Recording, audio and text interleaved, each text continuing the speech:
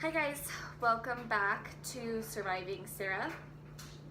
Today I'm going to be touching a little bit on one of the demons that I got from my road from victim to survivor. Just to recap, last week I kind of just went through why I wanted to do this. I'm doing this because I want survivors to know they're not alone. A lot of things I'm going to be talking about are things that survivors go through on a daily basis. So my first demon that I got while going through this road to recovery was anxiety. Anxiety is something that millions of Americans deal with a day.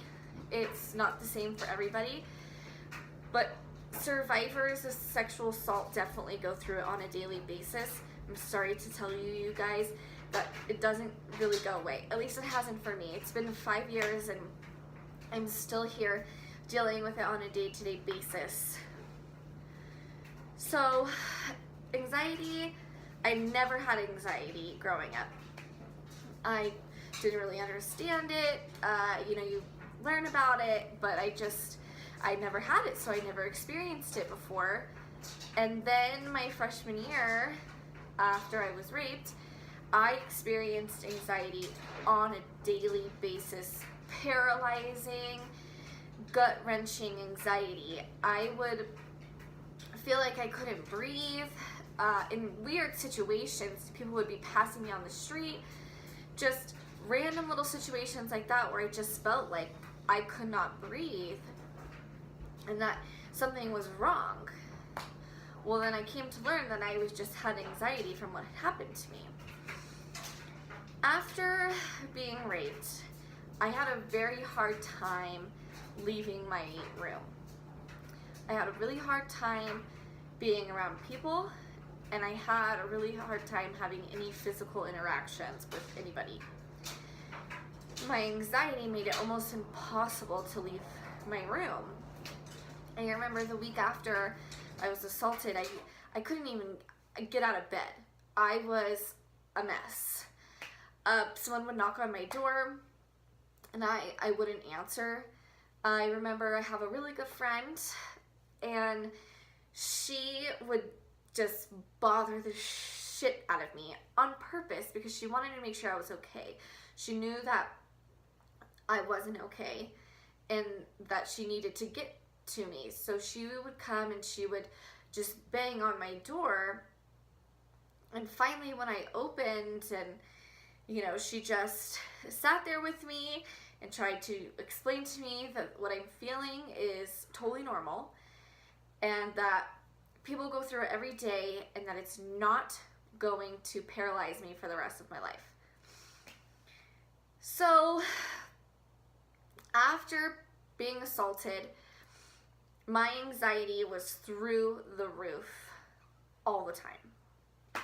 I mean, I would be walking to class, and if a male student was walking too closely behind me, I felt like my airways just constricted, and I would just stop walking, and I would let them pass me. And it seems so irrational because that person probably has no intent to harm me, but because of my experience, my whole body just went in fight or flight mode, and I just shut down. And it happened on a daily basis. I couldn't be touched for a long time after I was assaulted. When friends would hug me, I would have to go into the bathroom and I'd have to cry. Because being touched, my anxiety would just kick up and I would just flash back to that night. And I couldn't breathe, and I would have to go into the bathroom and I'd just start crying. The worst part is when you're in a relationship with someone and you can't have that connection because you have all this anxiety every time someone tries to touch you. You just, your airway just closes. I think the worst part is when you're with someone and they just don't understand. So The one thing that I remember vividly about my assault is my rapist held my hand the whole time. And now, every time someone tries to hold my hand, I can't breathe. And I go into like this panic mode, and I just, pull my hand away so fast, and it's so hard to explain to people, but I have a panic attack. I have an anxiety attack every time someone goes to grab my hand. And I think that's one of the worst parts about it is anxiety. It doesn't matter where you are, who you're with. So anxiety, doesn't matter what the circumstance. It's just there, and it just pops up. Next thing you know, you're smiling, laughing, having fun, and all of a sudden you are paralyzed, or anxiety comes in so many different forms. So it could be, burst of like awkward babbling, and for me, I just shut down and I can't breathe and I have to go away. And sadly, sometimes the only thing that helps me is crying. Sometimes I just have to cry. And then my anxiety will go away, and it's so messed up because who wants to start crying in public? I mean, it's just awful. I mean, I remember in college, you're at parties and you're doing whatever. One night I was at a bar with some friends. I was standing in line for the bathroom. This guy came up and he grabs my butt. I turned around and I just said, "Excuse me." And he just winks and blows a kiss at me like it was no big deal. In that moment, I could feel my airways just constricting. And I just tell myself, it's okay. It's okay. He came back a second time, did the same thing. He grabbed my butt, blew me a kiss. This time, I don't know what had gotten into me. I pinned him against the wall with my elbow. And I said, "Touch me one more time. I dare you." He got so offended. And, the bouncer came over, pulled us away. The guy took off. I explained what happened. The bouncer made a joke. He's like, "Oh, well, it looks like I don't have to worry about you. Like, you can handle your own." And as soon as the bouncer walked away, I just ran into the bathroom and I started crying. I couldn't breathe. I was having a panic attack again. These instances of panic attacks, like I was having so much fun, and one stupid guy who wants to come and grab my butt ruins my whole night. And then I can't get it back. And I struggle with it daily. There's times where, I'm out with friends in the club and guys think it's so funny. And I remember one time I was out dancing with my boyfriend, and this drunk guy was trying to get me to dance with him, and he grabbed my hand. And I lost it. I pushed the guy. I started crying. My boyfriend had to pull me away and tell me that it was okay, but I didn't feel okay. I felt like I was under attack. And, sadly, like I said, it happens all the time. And so I have a lot of friends who, have been assaulted, and they also deal with anxiety. Anxiety is, not our friends. It makes it really hard sometimes to get out of bed. Sometimes I don't want to get out of bed. Sometimes I feel like if I get out of bed, something awful is going to happen to me. And that's so irrational. Like, why would I think that? But that's what anxiety does. It doesn't care who you are, and it doesn't care where you are. But, you know, sometimes it just happens. And to all you survivors out there, you're not alone with the anxiety. As you can see, I have many friends who've been assaulted who deal with it as well. So anxiety, unfortunately, is just a part of dealing with what happened to you. It's your body's way of coping. You know, your body sometimes just doesn't know how to handle situations. And unfortunately, it's one of its coping mechanisms. But that doesn't mean that it has to stop you from living your life. I have some tips.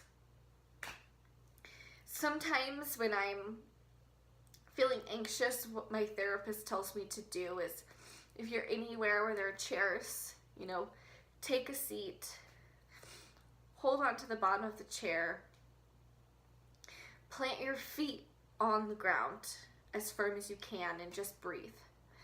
And in your head, tell yourself, I am here. I am okay. I am here. I am okay. Sometimes it works. Sometimes it doesn't. Another tip that, you know, she gave me was to count the items in the room. You know, the windows, the doors, just start counting them. And sometimes it'll bring you back and it'll help you breathe. If you breathe while you're counting, 1, 2, 3, you know, it can help bring you back into your body. But there are times where, you know, your anxiety is so much that you can't do any of that. And it's okay. Like I said, sometimes the only way I can get over my anxiety is by crying. I have to just cry. And I have to just let myself feel the anxiety. I have to let myself feel every emotion that's going through my body. And I just have to cry. And sometimes that's the only thing that helps me. But that's okay, because that's how I cope with it. I can't have my boyfriend cope for me. I can't have my sister cope for me. No one else can help me get through those situations. I mean, they can help, but the only person that's going to make me feel better is myself. I'm the only one that knows how to help myself. And sometimes it's crying. Sometimes it's eating a tub of ice cream. Sometimes it's working out too hard. But it's your way. No one can tell you how to get over your anxiety. They can give you tips. My therapist gives me tons of tips on how to get over anxiety. Sometimes they work and sometimes they don't. And sometimes, like I said, I just have to go in the room and I have to cry. And that's okay. I'm here to tell you that it's okay, but you'll get through it. This anxiety attack that you may be having right now, that you had 5 minutes ago, that you're going to have in 5 minutes, is not going to last forever. And you'll be okay. It may last 5 minutes, it may last an hour, it may last all day, but don't let it paralyze your whole life. Don't let your anxiety hold you back from living life. Because if you let anxiety stop you from living life, then you're letting them win. You're letting, you know, the people who hurt you, you're letting them win by showing them that they still have control over you. Yeah, of course, you're allowed to have moments of weakness, but you're not allowed to let it control your life. Because you are in control of your life. You are the person who can help yourself recover. So help yourself recover. Have that anxiety attack. And then you know what? Get up Put some clothes on. Maybe go for a walk. Maybe call your mom. Play with a dog. Smell some flowers. But please, don't let it control your life. Because it's your life. It's not theirs. It's yours. And it's going to be a beautiful life. Once you recover, it's going to be a beautiful life. Because that moment that happened to you, your assault, it doesn't define you. You define you. You write the book. Not them. Don't let that define you. So get up and put a smile on. Sometimes it's hard. Sometimes it's fake. That's okay. Anxiety is something that millions of Americans deal with a day. Granted, sexual assault survivors, we all feel it differently. Some worse than others. But you're not alone. You could talk to someone. My inbox is always open. If anyone needs to talk to me about their breakdowns or about what's going on, you're more than welcome to reach out. But just gotta take it one day at a time. Anxiety today may not be there tomorrow. Make it till tomorrow, because you're doing great. Next week I'll be talking about another demon that I got along the way and how I overcame it. And I really appreciate all the amazing feedback I got last week from my first video. I hope this video can help a survivor today. If you're not a survivor and you're just a friend of a survivor trying to help them, I hope this helps you help them. And I will see you next week on Surviving Sara.